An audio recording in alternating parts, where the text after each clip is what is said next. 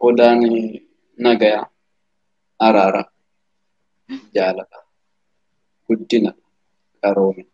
Egaa sana akkuma jedhan jechuudha. Gaafa dubbii fidu mammaaksi dubbii fidas dubbii fixas jedha. Deebiichu wal baafatee yeroodhaaf walii dhaabata.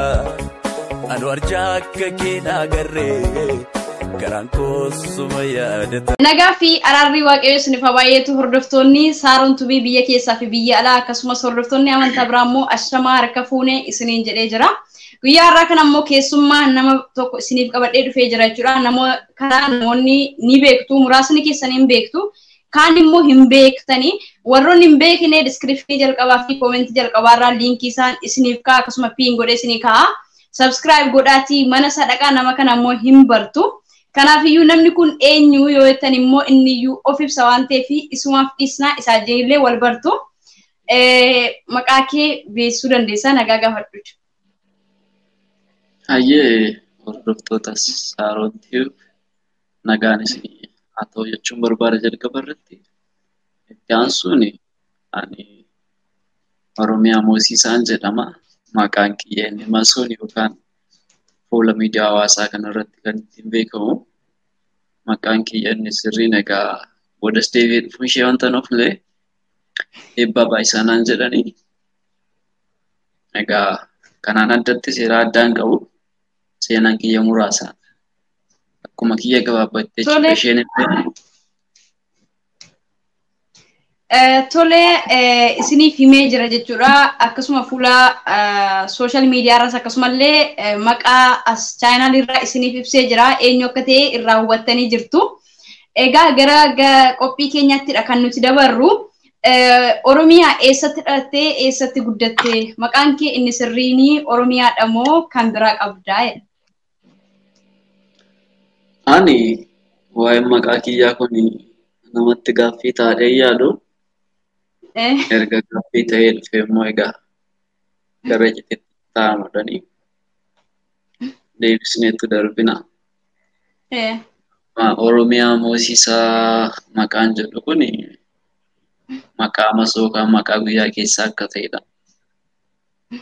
Maqaan kiyya inni sirriin eebbaa yookaan eebbaa baay'isaadha kan jedhamu. Malee isa kana miti. Eebbaa baay'isaa kan jedhuun fuula kamillee yookaan barruu kamillee barruudhaan fayyadamu hin jiru. Gabanumaani kan hin fayyadamaa jiru miidiyaan hawaasaa kiyya. Kanadha jechuudha.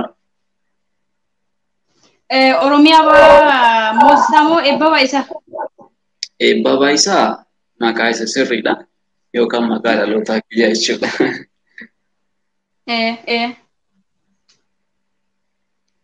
Nakan. Tole isiniif ibseeti kan inni jiru. Eessatti dhalattee eessatti guddatteedha? Ani lafteen ani itti dhaladhe dhokataa miti hin mul'ata. Tulluu gubbaadhaan jedhinaaf illee. Egaa ani kan hin dhaladhe godina Shawaa Lixaa aanaa Abuna Gindabaratittidha. Kan hin guddadhe immoo egaa maatiin keenya jijjiiramanii yeroo muraasa booda gara Ambootti waan hin dhufaniif maatii waliin dhufee achumatti hin guddadhe jechuun baradhe. Lafti guddina kiyyaa achiisiin jechuun barbaada. Egaa gidduudhuma sana osoo hin deddeebi'uun gidduudhumatti guddadhe achi gadittis ta'u walittis ta'u baatu daandiidhuma gidduu sana. Amboomatti guddattee jechuudha. Gabaabsinee jechuudha. Achumatti hin guddadhe jechuudha ragaa darbachaaf. Tole maqaa isaa akkasumallee iddootti dhalatellee eessaa Oromiyaan kana booddee jechuu hin dandeessanii Ambootti dhalatee guddatee biyya goototaati. Hundumti keenya ni beeknalleeti Amboo jechuun mataa dhiiraati akkuma karaa artiidhaas ta'e yeroo mammakamullee ni haasa'ama jechuudha. Biyya isaatti dhalatee kan inni guddatedha Oromiyaan jechuudha. Oromiyaa amala kee keessaa kan baay'ee jaallattuu fi bagan amala akkasii qabaadhee kan jettu maalidha? Amala koo keessaa amalan baay'ee jaalladhu dubbii baay'een dhaggeeffadha yookaan gaariis haa ta'u yara dubbii namni dubbatu hubachuuf yeroo nan kenna. Dhaga'ee garuu fudhachuuf yeroo hin qabu. Waan wal faallessu lamatu jira iddoo kanaa. Nan dhaggeeffadhaa baay'ee si dhagaa jecha kee hubachuuf baay'ee fedha nama qabudha. Garuu gaarii isaa ta'u yaraa fudhachuuf baay'ee gadi bu'aadha wanti jiru. Fudhattu waa daftee jechuudha. Baay'ee nama rincicu yookaan ogummaa isaa baay'ee nama falmii jaallatu isaanitti si geessa beekte amala nama falmii jaallatu wayyeessuudha. Inni lammataan Oromiyaan nama qoosaa jaallatudha. Keessattuu seenessuu, haasessuu kana keessatti dubbii wajjin firooman dhabanii keessattuu afoola faana waliin haa guddatanii lafa ta'etti walaa beekanii wal quban dhabanii beektaa wal bira jiru jechuu barbaadeni amala akka sanaa qoosaa jaallata baay'ee. Inni sadaffaan baay'ee nama gargaaru jaallata. Oromiyaan amala ofiisaa jaallatu keessa. Oromiyaan gaafa of jaallattu maal jaallatta gaafa jedhanii nama gargaaru jaallachuu kun of jaallatta jedhee ibsuu danda'a jechuudha. Inni afuraffaan Oromiyaan amala haasaa keessaa wanti baay'ee jaallatu dubbisuuf yeroo kenna. Baay'ee yeroo kenna. Yeroo qabu keessaa yeroo bal'aa dubbisuuf yeroo kenna. Kana jechuun immoo waa beekuuf, waa arguuf akkas baay'ee tokko dhamaa jechuudha. Isaan kun amaloota Oromiyaa keessaa muraasa. Haayilaayitii isaanii jechuudha. Inni kaan immoo gaafa godhan mul'ata. Amala baay'ee filatamaadhas. Amala jireenyuma namaaf illee barbaachisaa ta'anidha. Haa ta'u malee lafati qoosaan jaalladha irratti anis akkasumas immoo namoonni hedduu akkuma koo kana kan gaaffii ta'u jiraachuu mala. Yeroon akkas ilaalus ta'e manamaa si argu nama hin dubbanne nama callisiidha kan itti fakkaattu jechuudha. Beekaa gootamoo amala sanas ni qabda.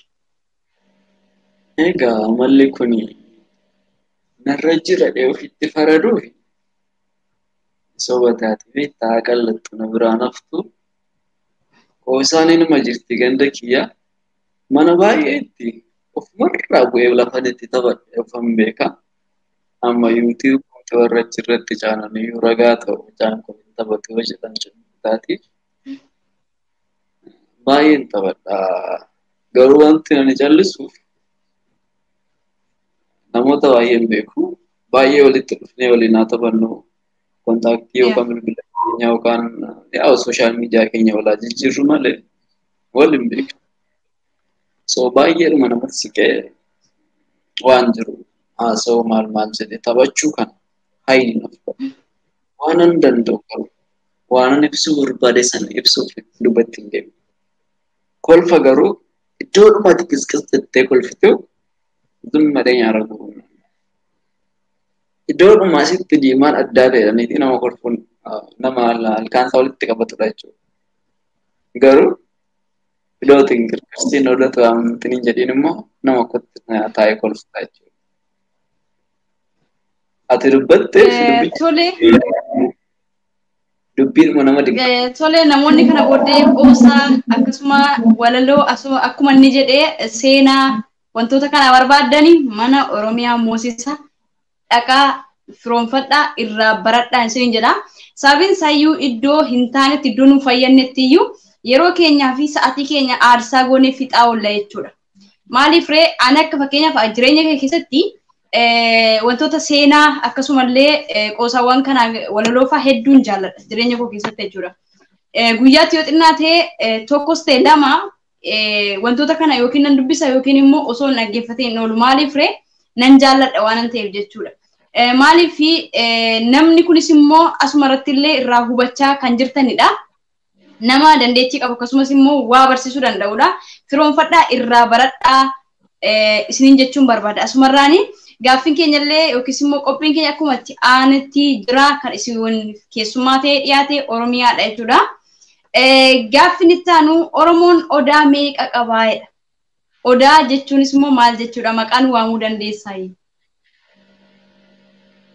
Egaa odaa kana namni gaafa na gaafate osoo nama na gaafate dhiise hanga ofii qopheessan ofumaa hin fixan jedhanii shan dhiise malee natti tola ture garuu haa ta'u nan deebisaa.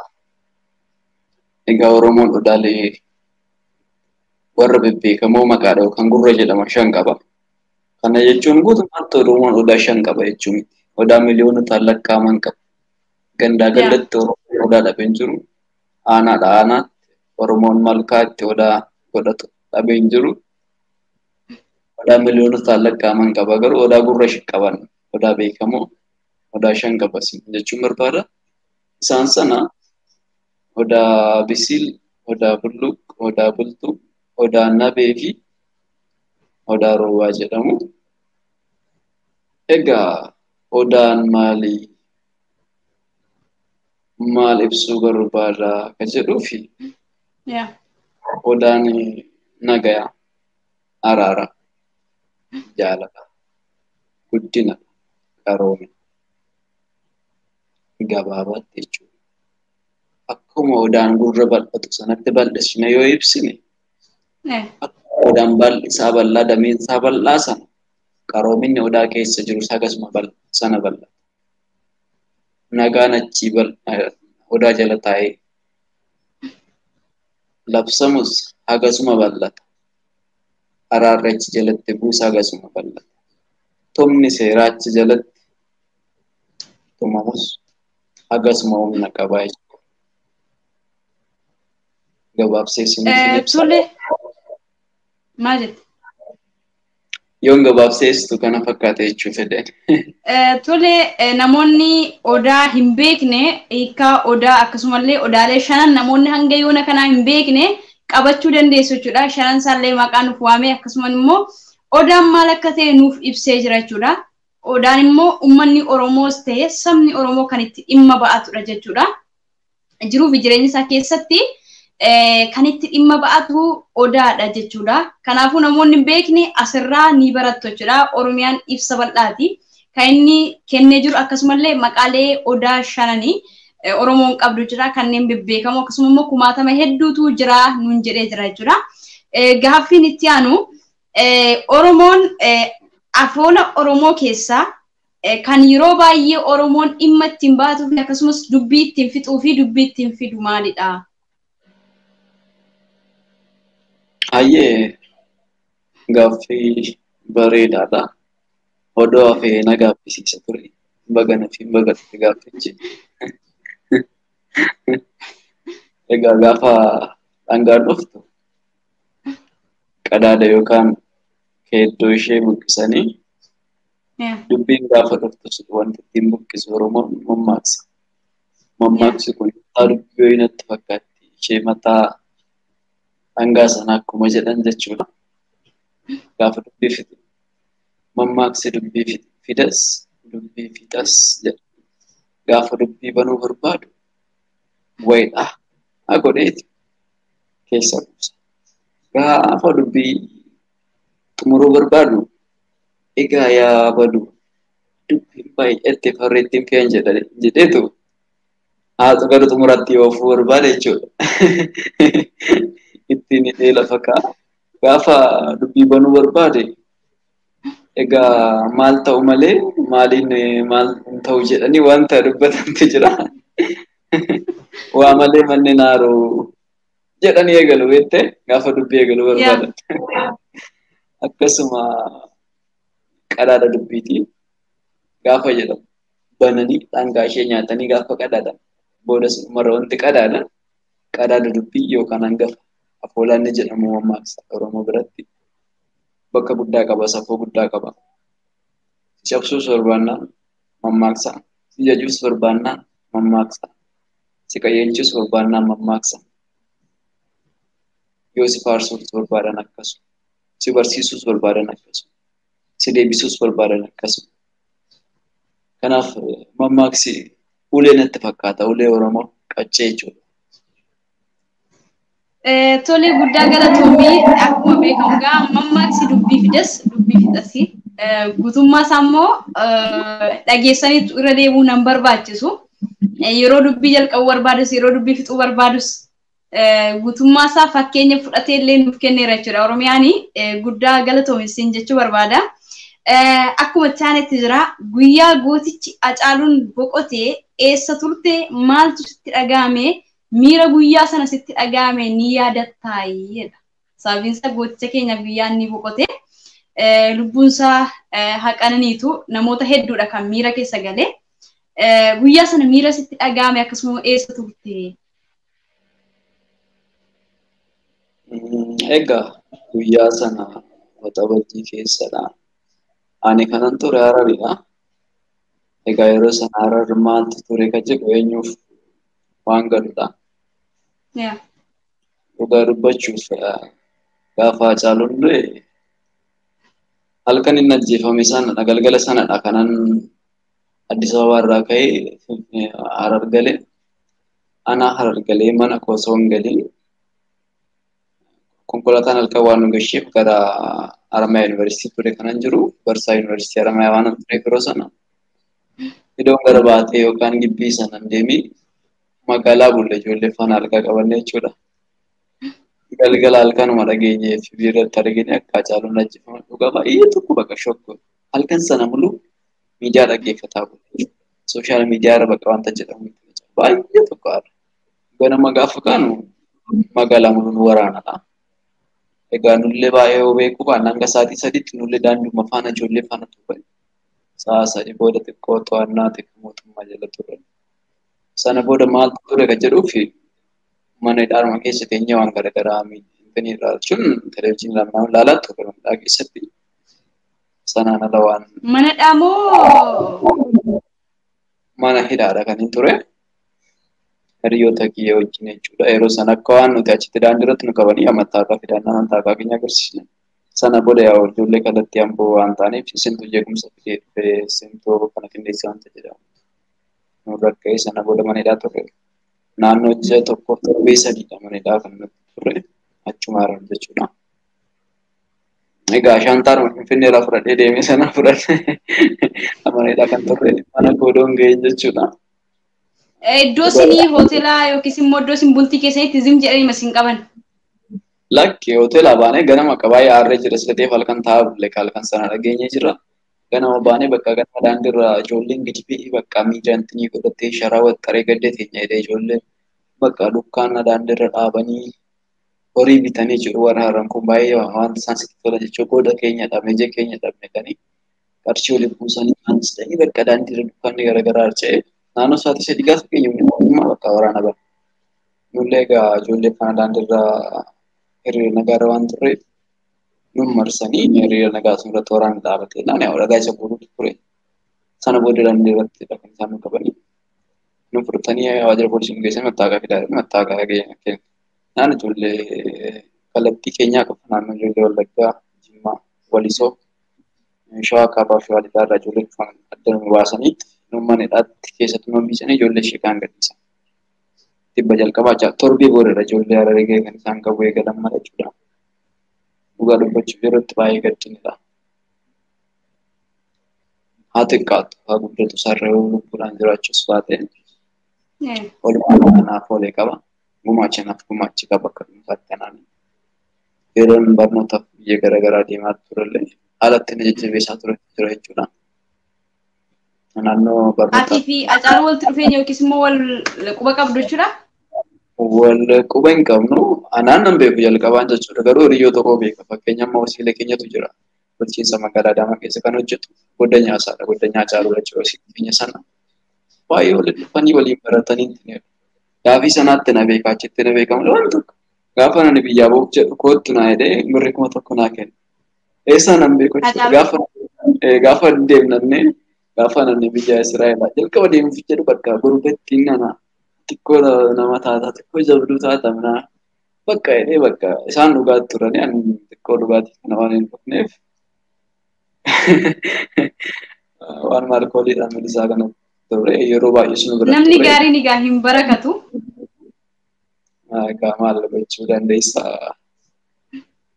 Odoodhuma baay'ee waliin bariin odoodhuma baay'ee walitti siqeen inni illee lubbuun isaa darbee Hiriyyaan koo baay'ee gaafa sana galgala na bira ture tokko maal jedhee na barreessite gaafa Haacaaluun jiraadhee kana arguun hawwe. Jiraadhee kana arguu kootiin gaabbee na barreesse jechuudha. Hiriyyaan gaafa sana bira ture. Amma maallee jira miseejii sana hin banne miseejii koo keessa. Sanatullee achitti Hararittis tokko wanti natti tate sanadha miseejii keessan baasa manaan jedhanii gaafatanii ijoollee keessa caala. Nuti immoo achi keessa hiriiruma nagaa keessa doo jiru achuma keessa saawwanni fa'aa waraabaa ture. Ijoollee illee dhaggeeffadhaa isaanii ture. Sana xiqqoo waan baay'ee nutti tate. Egaa madaa baay'ee qabna. Jechuu barbaadeen gamas baay'ee haasa'uus hin barbaadu garuu waa'ee isaa. Isaa fi boqonnaa gaariidha. Dhugaa isaa immoo Waaqayyo haa baasu. Maaliif laphee xinnaa fi guddaatu itti madaa'e. Kan daa'imni xiqqishuun reef dhalatee kan ittiin madoon hin jiru. Har'a taananii dhugaa isaatu biyyattii jeeqee biyyattii diigaa jira yoo jenne waan nu haalchisu waan nu qaanfachiisu illee hin qabnu jechuudha. Maaliif nama qajeela osoo homaa tokko hin godhamedha. Hamma dhugaan sabuutti har'a taanaan borii taan biyyattiin nagaa hin argattu. Warri kaleessa walii galtee nyaatti har'a deebitee wal nyaataa jirti. Dhugaa isaa Waaqayyoo haa baasu. Miira hedduudha kan guyyicha sana namoota hedduutti kan dhaga'ame. Anis bakkeettidha kanan dhagee. Hamma inni kana hin amanu an. Yoo dhugaa dubbadhee mana lamsaditti gaaffii akkasii gaafatame hin amanu. Inni boqoteera jedhee hin amanu jechuudha. Yoo biyyuma galee malee jechuudha. Qaamaan beekuu baadhuyyuu yeroo qaamatti garuu nan beeka waan ta'eef. Hin amanu ammallee taanaan garuu dhugaa isaa Waaqayyo haa baasu. Kan itti aanu biyya keenya keessatti wanti gufuu biyyattii ta'e maali jettee yaadda? Akka dhuunfaa keetti akkasumas akkamitti furamuu danda'a jetta? Egaa ammaree firibbiin jedhanii waan dubbisuuf jirta. Ani wanti biyya keenya keessatti xiqqoo wal-dhabdeen jiru kuni yookaan haalli nageenyi xiqqoo burjaajii uumame kun maalirraa ka'e ka jedhuufi sababni akka dhuunfaatti kennu jaalala aangoo na fakkaata. Inni lammaffaan wal dhaga'uu dhabuudha. Inni sadaffaan anatu beekaadha. Afuraffaan miira hawaasaa dursuu dhabuudha. Mudannoo keessaa kan yeroo baay'ee gaafa yaadattu ofitti kofaltu maalidha? Nuuf qooduu dandeessaa jedha. Jireenya keetti mudannoo si mudatee jechuudha. Mudannoo kana baay'eedha.